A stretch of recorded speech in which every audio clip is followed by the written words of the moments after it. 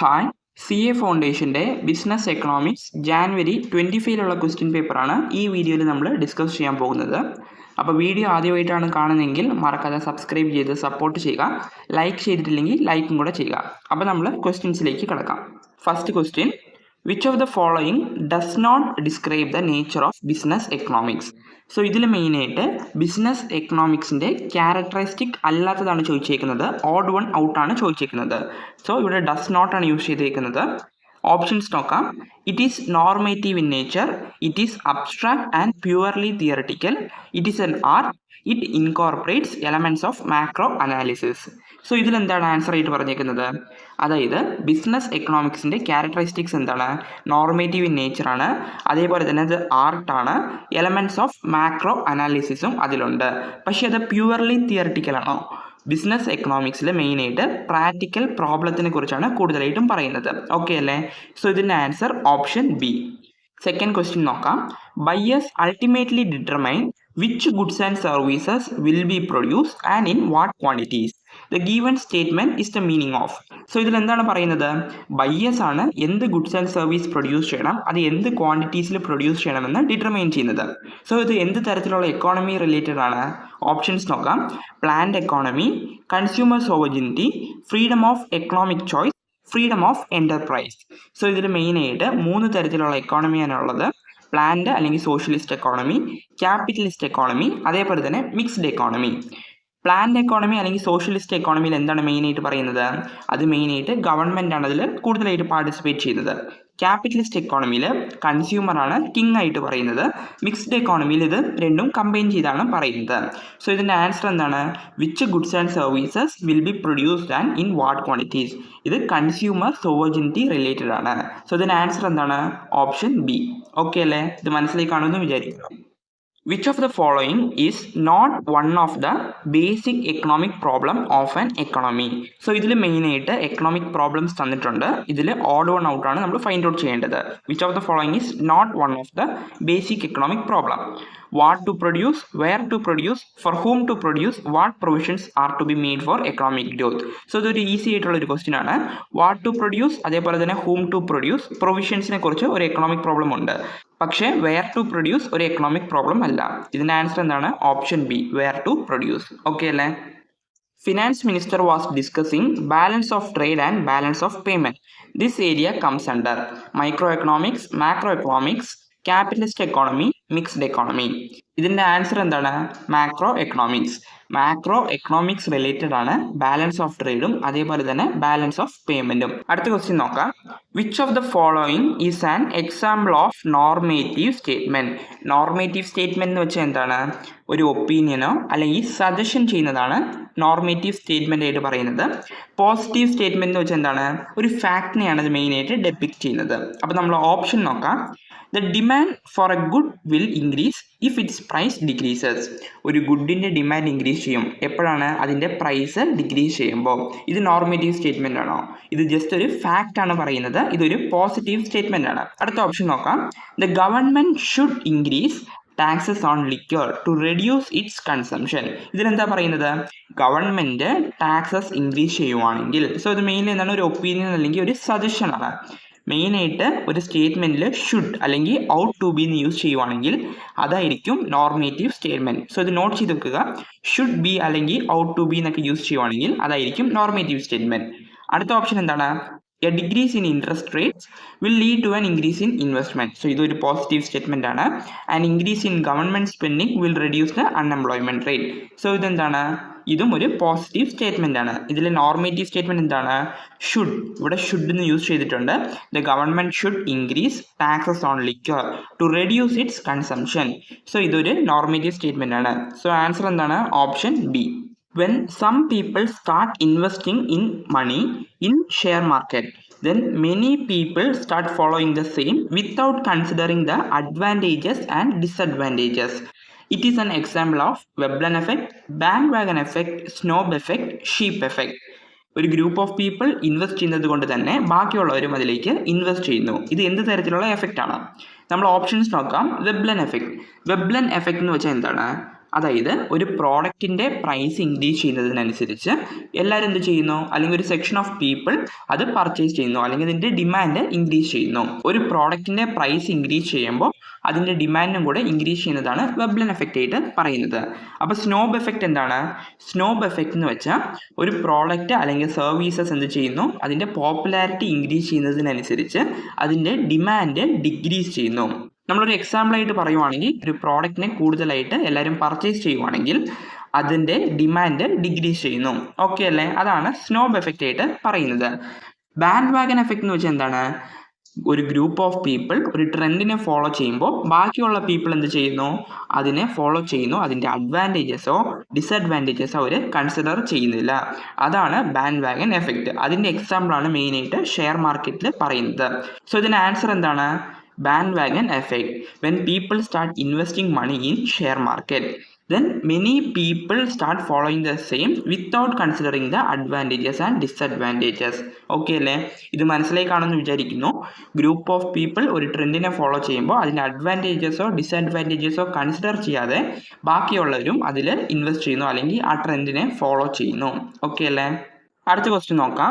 Ceteris paribus is a Latin phrase that generally means all other things being equal, an inverse relation, income of consumers, taste and preference of the consumers. അപ്പോൾ ഇതിൻ്റെ answer എന്താണ്? സെട്രസ് paribus എന്ന് വെച്ചാൽ all other things being equal, അല്ലെങ്കിൽ constant ആയിട്ട് പറയുന്ന situation ആണ്. Okay അല്ലേ? ഇതിൻ്റെ ആൻസർ എന്താണ്? ഓപ്ഷൻ എ ആണ്. സെട്രസ് പാരിബസ് എന്ന് വെച്ചാൽ all other things being equal. The slope of demand curve. Demand കർവിൻ്റെ സ്ലോപ്പിൻ്റെ ഇക്വേഷൻ എന്താണ്? ഇത് ഡയറക്റ്റ് ആയിട്ട് ചാപ്റ്റർ 2 പറയുന്നുണ്ട്. Minus delta P divided by delta Q, അല്ലെങ്കിൽ change in the price divided by change in the quantity. Okay അല്ലേ? ഇതിൻ്റെ answer എന്താണ്? Option D. A shopkeeper sells two commodities A and B, which are close substitutes of each other.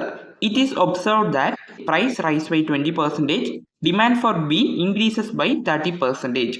What is the cross price elasticity for the commodity B against the price of a commodity A?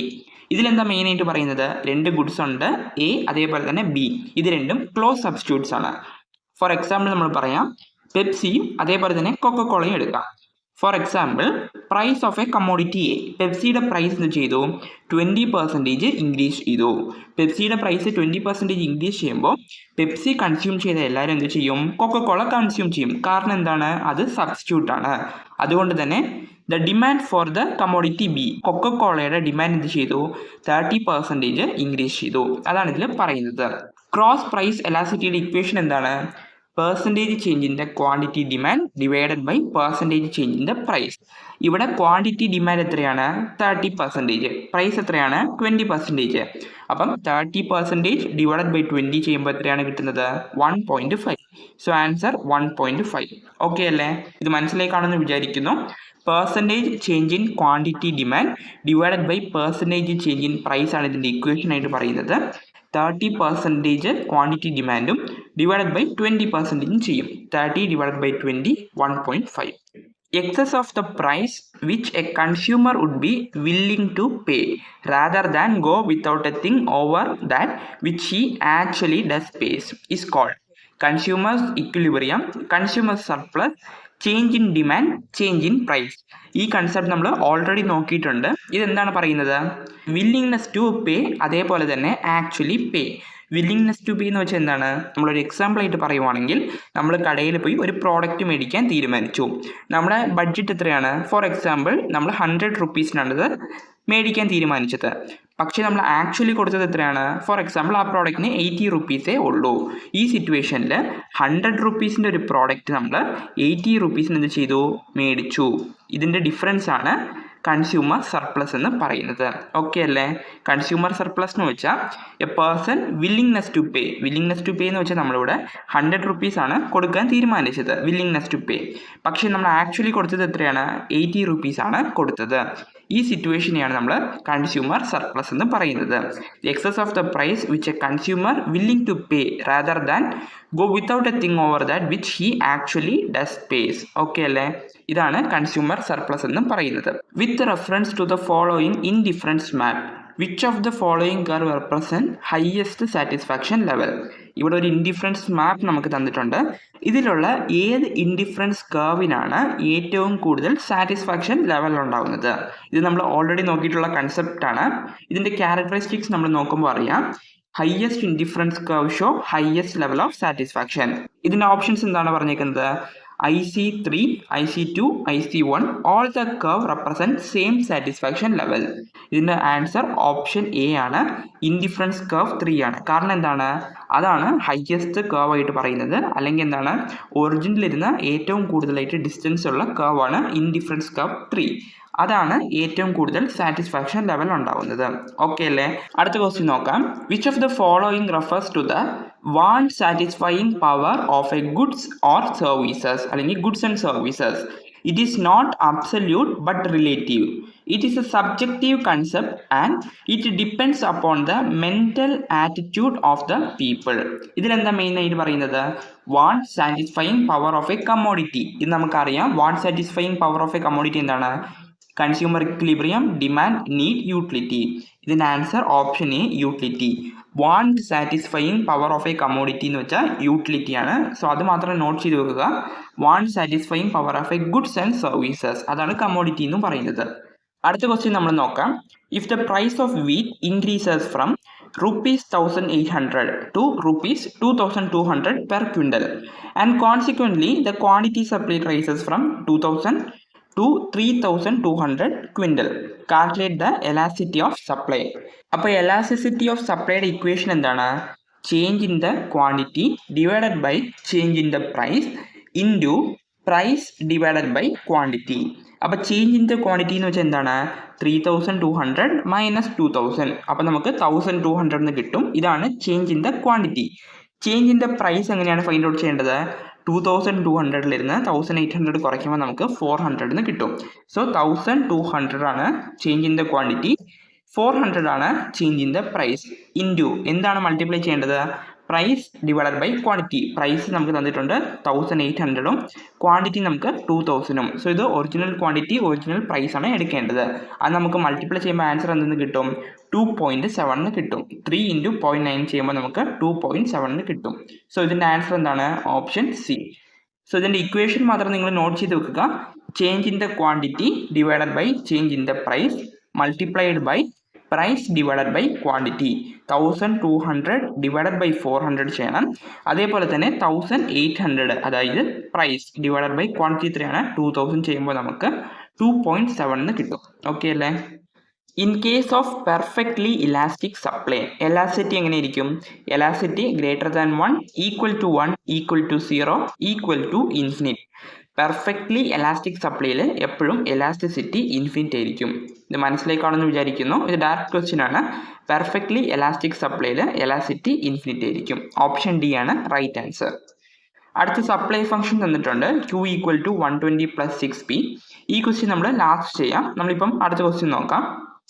Which of the following is not a characteristics of land? ഇതിൽ not a characteristic ആണ് തന്നേക്കുന്നത്. Note ചെയ്യുക. Which of the following is not a characteristic of land? Land is heterogeneous, land is an active factor, supply of land is fixed, land has multiple uses. So ഇതിലെന്താണ് odd one out ആയിട്ട് പറഞ്ഞേക്കുന്നത്? Land heterogeneous ആണ്, homogeneous അല്ല. So ഇത് right statement ആണ്.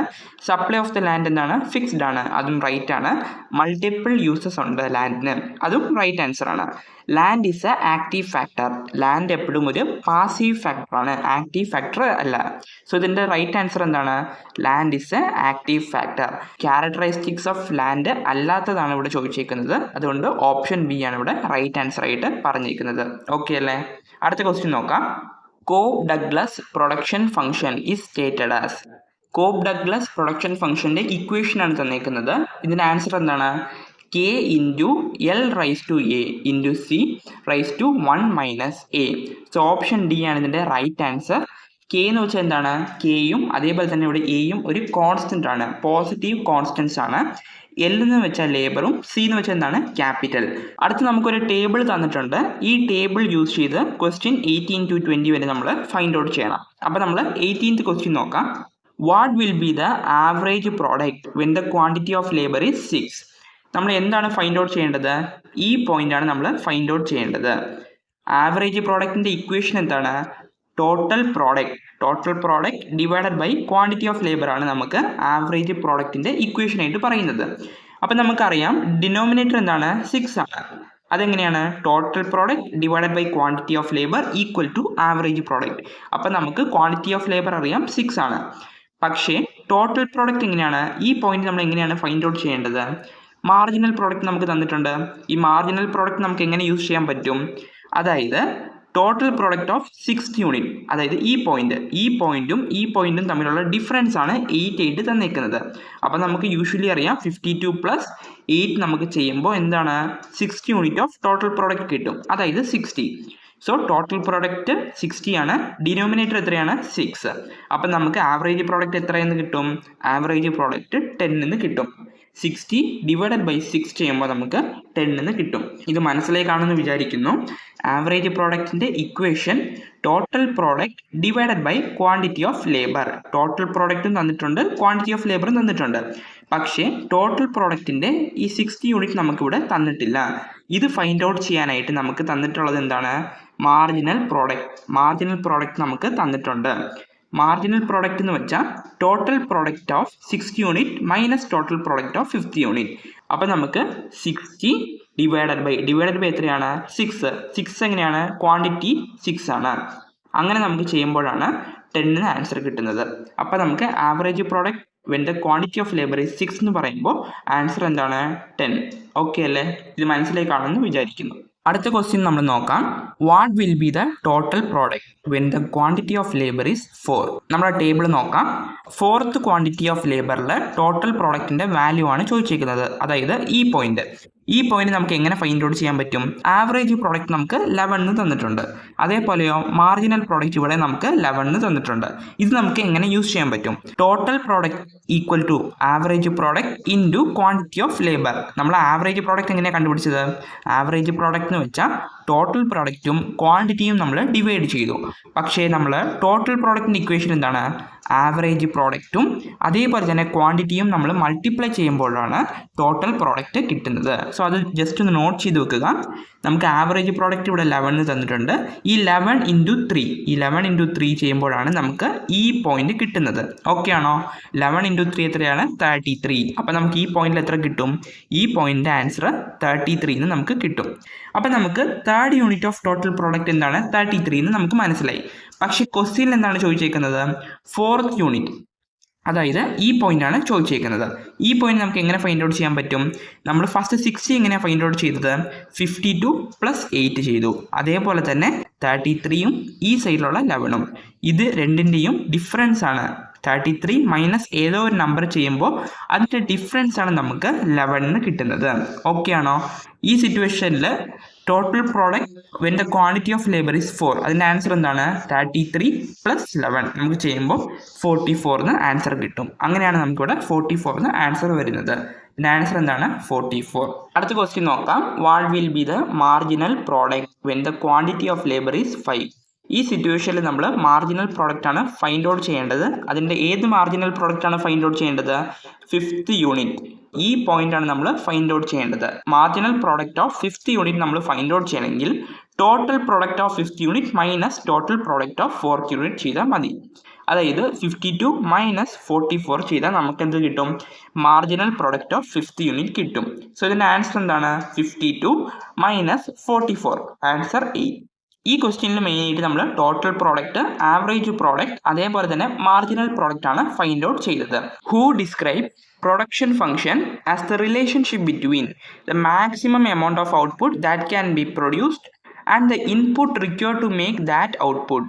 ഇതാരാണ് describe ചെയ്തത്? So ഇത് ടെക്സ്റ്റിലെ 3rd ചാപ്റ്ററിൽ ഡയറക്റ്റായിട്ട് പറയുന്ന ഒരു ക്വസ്റ്റ്യൻ ആണ്. ഇതിൻ്റെ answer option B, Samuelson. So ഇത് ജസ്റ്റ് ഒന്ന് നോട്ട് ചെയ്ത് വെക്കുക. സാമുവൽസൺ ആണ് ഇത് പ്രപ്പോസ് ചെയ്തത്. Relationship between the maximum amount of output that can be produced and the input required to make that output. ഇത് സാമുവൽസൺ ആണ് ഡിസ്ക്രൈബ് ചെയ്തത്. ഓക്കെ അല്ലേ? അടുത്ത ക്വസ്റ്റ്യൻ നോക്കാം.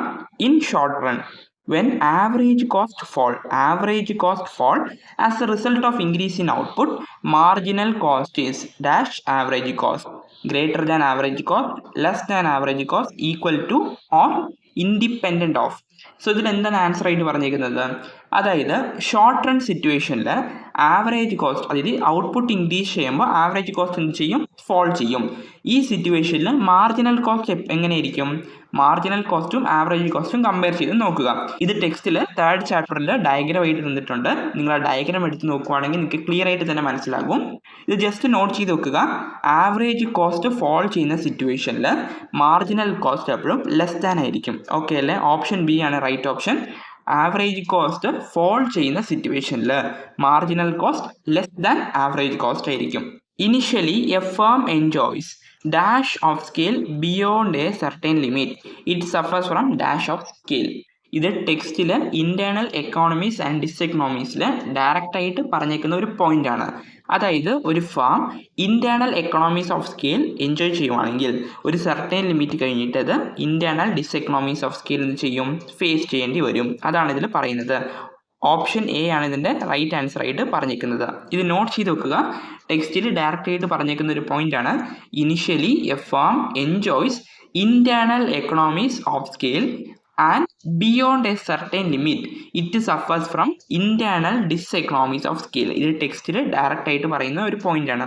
അടുത്ത ക്വസ്റ്റ്യൻ നോക്കാം. The long run average cost curve also known as. So നമുക്കറിയാം long run average cost curve also known as envelope curve. അടുത്ത ക്വസ്റ്റ്യൻ നോക്കാം. Dash cost are already incurred once and for all and cannot be recovered. ഇതിൻ്റെ answer എന്താണ്? Sunk cost, historical cost, private cost, social cost. So ഇതിലൊരു കോസ്റ്റിനെ കുറിച്ചാണ് ചോദിച്ചേക്കുന്നത്. Which already incurred but cannot be recovered. ഇതിൻ്റെ answer എന്താണ്? Sunk cost. Sunk cost എന്ന് വെച്ചാൽ എന്താണ്? Cost which is already incurred but cannot be recovered. അതാണ് ഇതിൻ്റെ ആൻസർ ആയിട്ട് പറയുന്നത്. സങ്ക് കോസ്റ്റ് ആണ് ഇതിൻ്റെ answer, right answer. Historical cost എന്ന് വെച്ചാൽ എന്താണ്?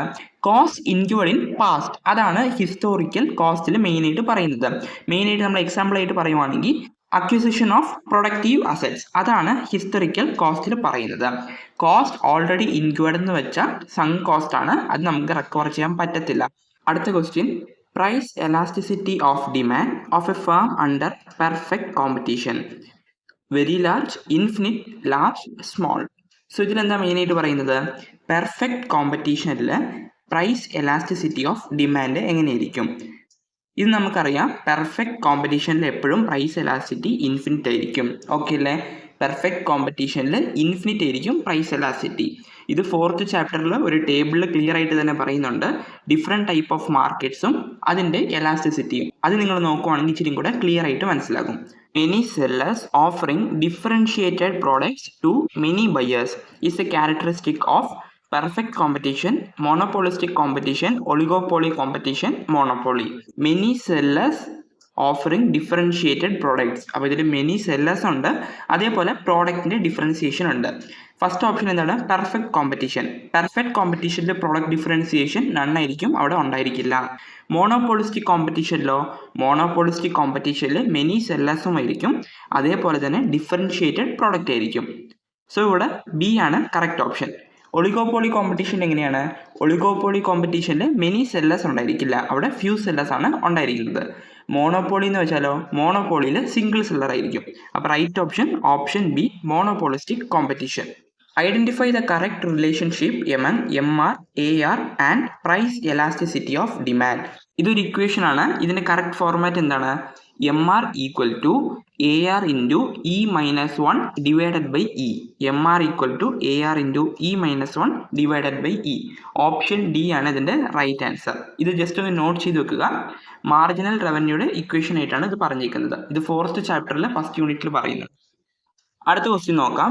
Total revenue will be maximum where elasticity is equal to 1, less than 1, greater than 1, 0. ഇതിലെന്താ മെയിനായിട്ട് പറയുന്നത്, ടോട്ടൽ റവന്യൂ മാക്സിമം ആകുന്ന സിറ്റുവേഷനിൽ എലാസ്റ്റിസിറ്റിയുടെ വാല്യൂ എന്തായിരിക്കും? നമുക്കറിയാം ടോട്ടൽ റവന്യൂ മാക്സിമം ആകുന്ന സിറ്റുവേഷനിൽ മാർജിനൽ റവന്യൂ എങ്ങനെയായിരിക്കും? മാർജിനൽ റവന്യൂ 0 ആയിരിക്കും. ടോട്ടൽ റവന്യൂ മാക്സിമം ആകുന്ന സിറ്റുവേഷനിൽ മാർജിനൽ റവന്യൂ 0 ആയിരിക്കും.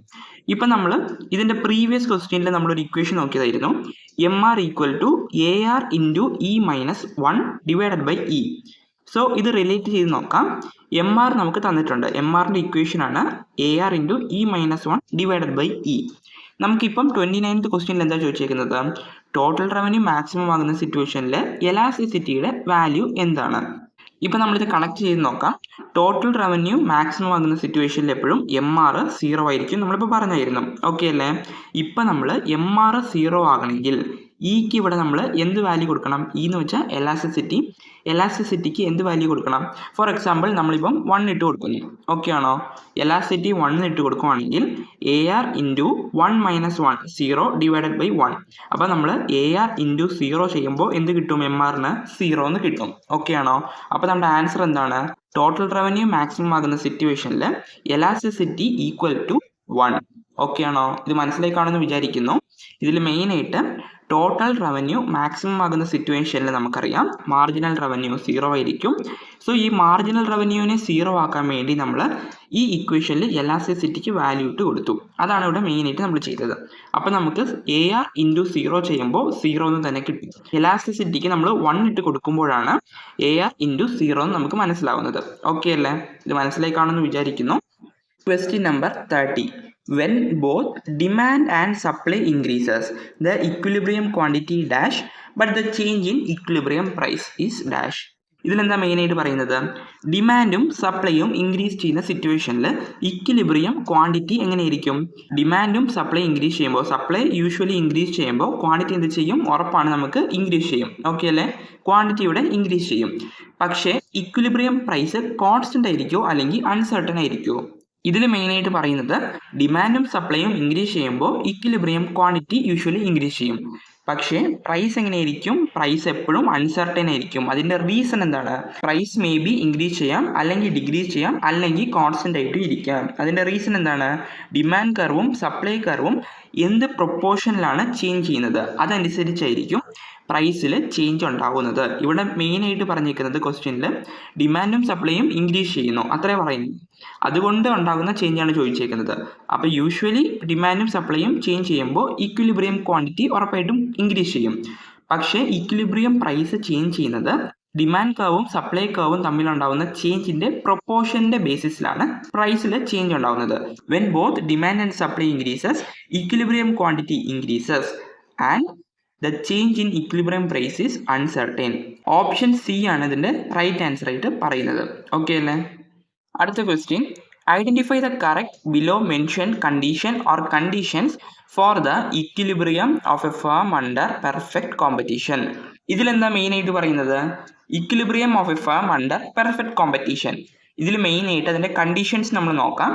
MR equal to MC, MR greater than MC, MR less than MC, MC should have a positive slope, MC should have a negative slope. Perfect competitive firm equilibrium സിറ്റുവേഷനിൽ മെയിനായിട്ട് പറയുന്ന രണ്ട് കണ്ടീഷനാണ്. Marginal റവന്യൂവും marginal കോസ്റ്റും എങ്ങനെയായിരിക്കും? Equal ആയിരിക്കും. അതേപോലെ എന്താണ്? MC marginal cost should cut marginal revenue curve from the below. Below എന്ന് വെച്ചാൽ എന്താണ്? താഴെ ഇരുന്ന് കട്ട് ചെയ്യുമ്പോൾ അതിന് പോസിറ്റീവ് സ്ലോപ്പ് ആയിരിക്കും ഉണ്ടായിരിക്കുന്നത്. ഓക്കെ ആണോ? അതാണ് ഇതിൽ മെയിനായിട്ട് പറയുന്നത്. MC should have a positive slope. MC MRനെ താഴെ ഇരുന്ന് ഇങ്ങനെ കട്ട് ചെയ്യുമ്പോൾ ഈ കർവ് ഇതാണ് പറയുന്നത് പോസിറ്റീവ് സ്ലോപ്പ് എന്ന്. ഓക്കെ അല്ലേ? ഇത് മനസ്സിലാക്കാണെന്ന് വിചാരിക്കുന്നു. അപ്പോൾ ഇതിൻ്റെ റൈറ്റ് ഓപ്ഷൻ എന്താണ്? Option D 1 and 4. ഓക്കെ അല്ലേ? MR equal to MC, MC should have a positive slope. Option D ആണ് ഇതിൽ റൈറ്റ് ഓപ്ഷൻ ആയിട്ട് പറയുന്നത്.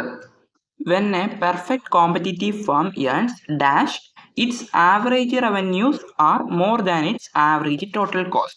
ഒരു പെർഫെക്റ്റ് കോമ്പറ്റീഷനിൽ എന്ത് തരത്തിലുള്ള പ്രോഫിറ്റ് ആണ് ആ ഫേം ഏൺ ചെയ്യുന്നത്? എപ്പോഴാണ്? Average revenue more than average cost. So ഇതിൽ മെയിനായിട്ട് പറയുന്നത് average revenue greater than average cost എന്ന സിറ്റുവേഷൻ ആണ്. ഇങ്ങനത്തെ സിറ്റുവേഷനിൽ എങ്ങനെയായിരിക്കും പ്രോഫിറ്റ് ഉണ്ടായിരിക്കുന്നത്? Super normal profit, normal profit, normal profit and super normal profits losses. മെയിനായിട്ട് പെർഫെക്റ്റ് കോമ്പറ്റീറ്റീവ് ഫേമിൽ ആവറേജ് റവന്യൂവിനേക്കാളും ആവറേജ് കോസ്റ്റ് കൂടുതലായിരിക്കുന്ന സിറ്റുവേഷനിലാണ് ലോസ് ഉണ്ടാകുന്നത്. ഓക്കെ അല്ലേ?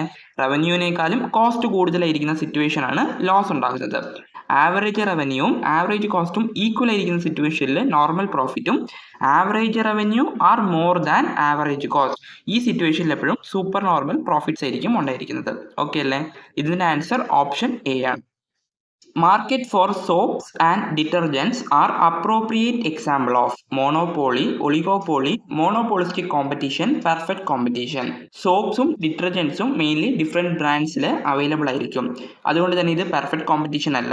മോണോപോളി എന്ന് വെച്ചാലോ, മോണോപോളി മെയിനായിട്ട് സിംഗിൾ സെല്ലറേ ഉള്ളൂ. ഒളിഗോപോളി സ്മോൾ സെല്ലേഴ്സ് അല്ലെങ്കിൽ ഫ്യൂ സെല്ലേഴ്സ് ആണ് അതിലുള്ളത്. മോണോപോളിസ്റ്റിക് കോമ്പറ്റീഷൻ എന്താ പറയുന്നത്? ലാർജ് നമ്പർ ഓഫ് സെല്ലേഴ്സും അല്ലെങ്കിൽ മെനി സെല്ലേഴ്സും ഡിഫറെൻറ്റ് ടൈപ്പ് ഓഫ് ബ്രാൻഡ്സും അതിലുണ്ടായിരിക്കും. അപ്പോൾ ഇതിന് answer option C, monopolistic competition. അടുത്ത ക്വസ്റ്റ്യൻ നോക്കാം. Downward sloping highly inelastic demand curve is A feature of. Highly inelastic ആയിരിക്കണം, അതേപോലെ തന്നെ ഡൗൺവേർഡ് സ്ലോപ്പിംഗ് ആയിരിക്കണം. പെർഫെക്റ്റ് കോമ്പറ്റീഷനും അതേപോലെ തന്നെ മോണോപോളിസ്റ്റിക് കോമ്പറ്റീഷൻ്റെ ഡിമാൻഡ് കർവ് എങ്ങനെ ഇരിക്കും? എലാസ്റ്റിക് ആയിരിക്കും, ഇൻഎലാസ്റ്റിക് അല്ലായിരിക്കും. പക്ഷേ ഒളിഗോപോളിയും മോണോപോളിയും ഇൻഎലാസ്റ്റിക് ആണ്. പക്ഷേ ഇതിലെന്താ പറഞ്ഞിരിക്കുന്നത്? Highly inelastic. ഹൈലി ഇൻഎലാസ്റ്റിക് എന്ന് വെച്ചാൽ മോണോപോളി ആയിരിക്കും. ഓക്കെ അല്ലേ?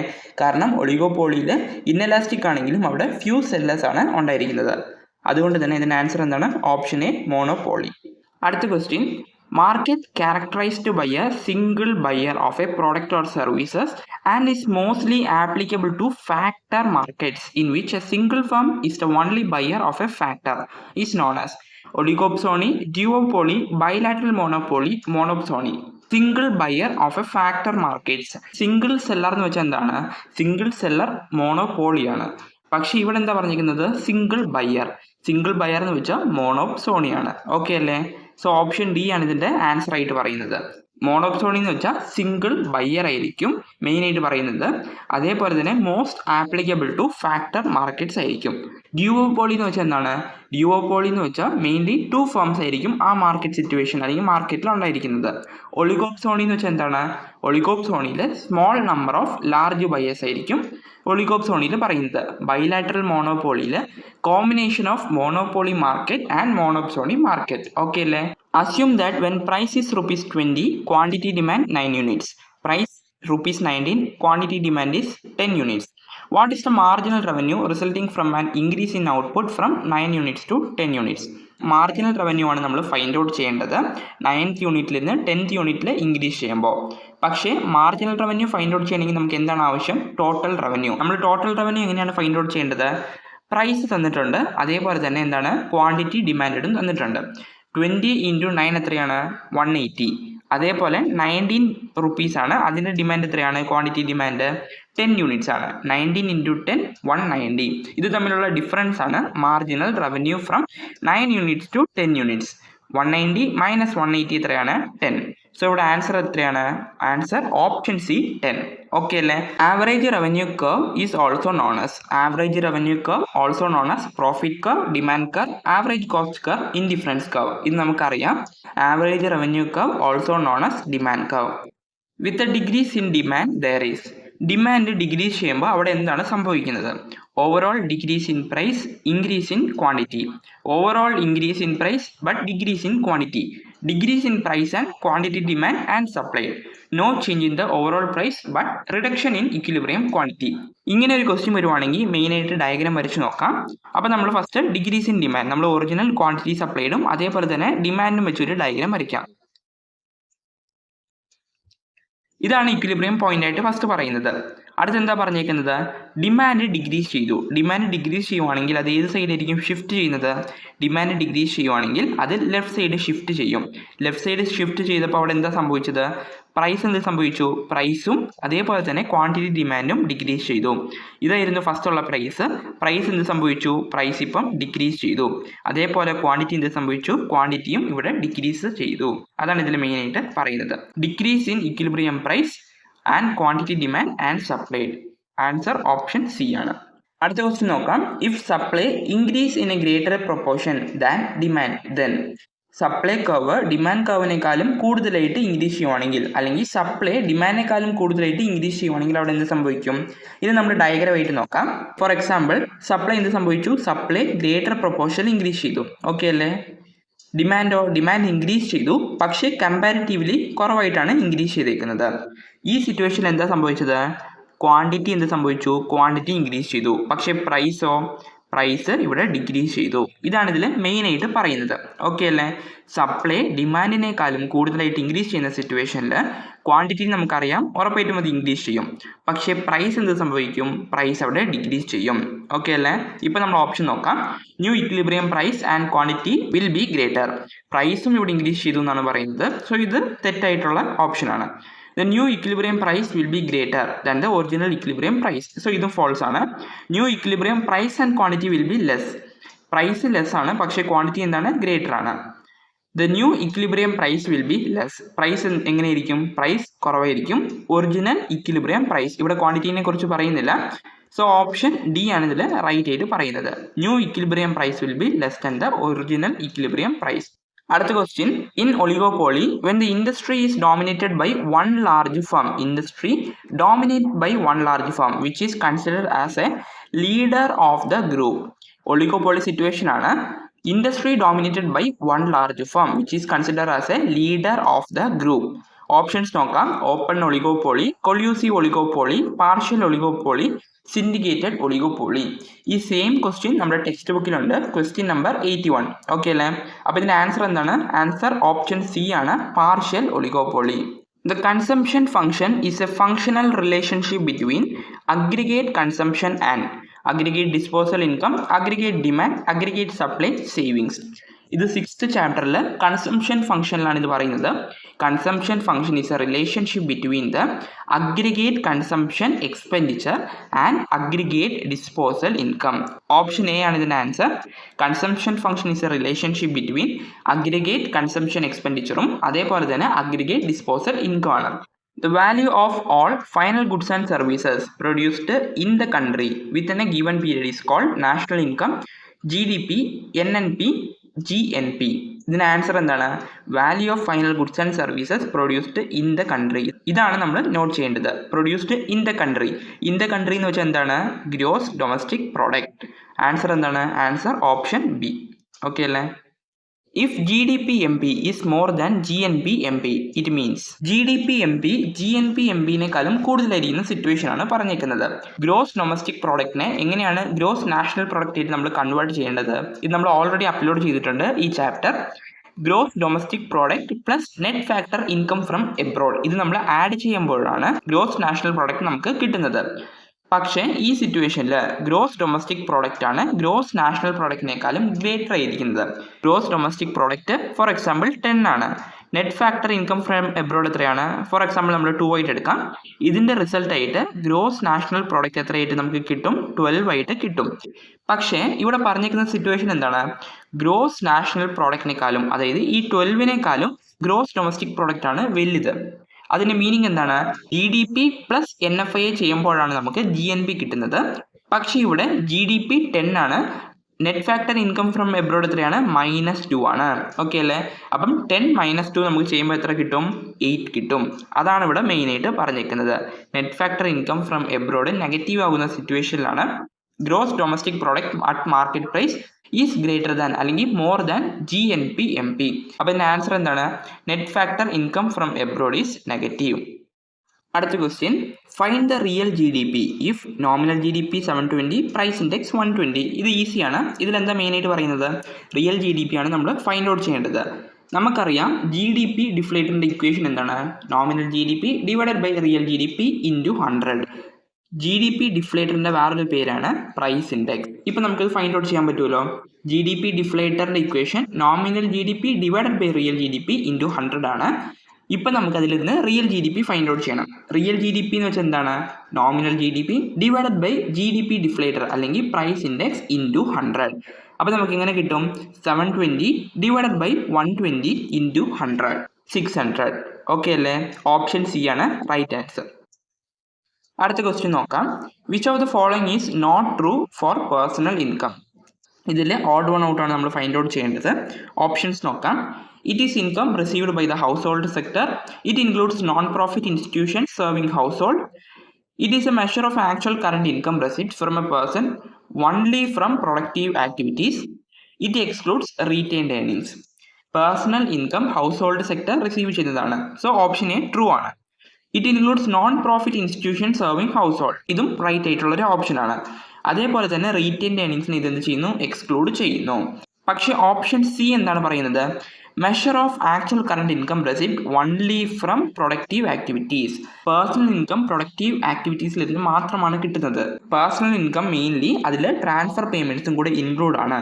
അതുകൊണ്ട് തന്നെ ഇത് പ്രൊഡക്റ്റീവ് ആക്ടിവിറ്റീസ് മാത്രമല്ല. ട്രാൻസ്ഫർ പേയ്മെൻറ്റ് എന്ന് വെച്ചാൽ പെൻഷൻ ആണ് ഇതിൽ മെയിൻലി പറയുന്നത്. ഓക്കെ അല്ലേ? സോ ഓപ്ഷൻ സി ആണ് ഇതിൽ ഓഡ് വൺ ഔട്ട് ആയിട്ട് പറയുന്നത്. അടുത്ത ക്വസ്റ്റ്യൻ നോക്കാം. Calculate the average propensity to save when C consumption 300 income 1200 ആണ്. ഇതിൽ നമ്മൾ എങ്ങനെ average propensity to save find out ചെയ്യാം? ആവറേജ് പ്രൊപ്പൻസിറ്റി ടു കൺസ്യൂമിൻ്റെ ഇക്വേഷൻ എന്താണ്? Total consumption divided by total income. നമുക്കിവിടെ കൺസംഷനും ഇൻകവും തന്നിട്ടുണ്ട്. അപ്പം 300 ഡിവൈഡഡ് ബൈ 1200 ചെയ്യുമ്പോൾ നമുക്ക് എത്ര കിട്ടും? 0.25. ഇത് നമ്മൾ ആവറേജ് പ്രൊപ്പൻസിറ്റി ടു സേവിലേക്ക് ഇങ്ങനെ കൺവേർട്ട് ചെയ്യാം. 1 minus average propensity to consume equal to average propensity to save. അപ്പം 1 മൈനസ് 0.25 ചെയ്യുമ്പോൾ നമുക്ക് എത്ര കിട്ടും? 0.75. ഓക്കെ അല്ലേ? ഓപ്ഷൻ സി ആണ് right answer. Marginal propensity to consume is 0 when the income is 0, always less than unity, greater than 0, greater than 1 when income rises. It does not depend on income. Marginal propensity to consume എപ്പോഴും less than unity ആയിരിക്കും. അതായത് less than 1 ആയിരിക്കും. പക്ഷേ 0-നേക്കാളും എപ്പോഴും അത് increase ആയിരിക്കും. Always less than unity, greater than 0. Option B ആണ് ഇതിൽ റൈറ്റ് ആൻസർ ആയിട്ട് പറയുന്നത്. മാർജിനൽ പ്രൊപ്പൻസിറ്റി ടു കൺസ്യൂം എപ്പോഴും ലെസ് ദാൻ യൂണിറ്റിയും അതേപോലെ തന്നെ ഗ്രേറ്റർ ദാൻ 0 ആയിരിക്കും. അടുത്ത ക്വസ്റ്റ്യൻ നോക്കാം. Product method or value added method for calculation of national income is also called industrial origin method, income disposal method, factor payment method, distributed share method. ഇതിൻ്റെ answer എന്താണ്? Product method, value added method is also called industrial origin method. Okay ആണോ? ഈ point text ബുക്കിൽ പറയുന്നുണ്ട്. പക്ഷേ അത് summary പോർഷനിലാണ്. 6th ചാപ്റ്ററിൻ്റെ unit 1 summary പോർഷനിലാണ് ഈ പോയിന്റ് പറയുന്നത്. Product method or value added method is also called industrial origin method or net output method എന്ന് പറയുന്നുണ്ട്. ഓക്കെ അല്ലേ? While using income method, which of the following income is included while calculating the national income? Capital gains, windfall profit, income from sale of second hand goods, commission and brokerage. ഇതിന് answer എന്താണ്? നമ്മൾ income method use ചെയ്ത് national income calculate ചെയ്യുമ്പോൾ എന്തൊക്കെയാണ് നമ്മൾ ഇതിൽ include ചെയ്യുന്നത്? Capital gains, windfall profit, income from sale of second hand goods, commission and brokerage.